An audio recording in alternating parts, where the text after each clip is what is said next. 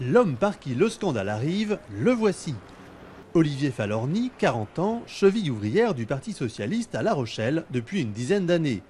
Il refuse de céder la place à celle qu'il appelle une parachutée, imposée sans primaire par la direction du PS. Le péché originel, il est là.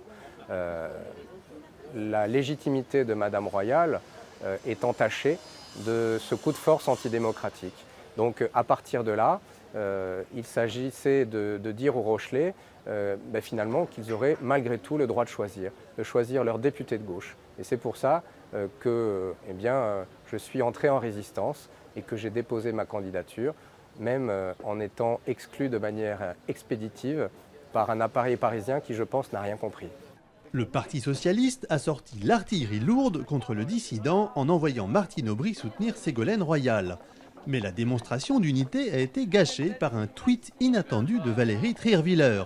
Le maire de La Rochelle n'est pas tendre avec celui qui est son adjoint aux finances, l'accusant d'être incompétent et de faire le jeu de la droite. Ça a toujours été un diviseur, voilà, et une fois de plus, la situation le prouve. Alors je crois qu'il s'est mis dans une logique qui est celle d'une aventure personnelle. Il a fait ce choix solitaire, il s'y enferme, les amis qu'il avait ont essayé de l'en dissuader. Je sais qu'il ira jusqu'au bout.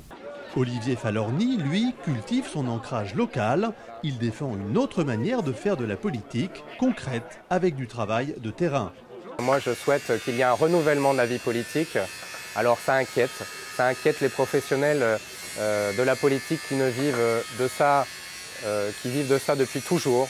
Eh bien, il va falloir peut-être qu'ils revoient leur conception de la vie publique.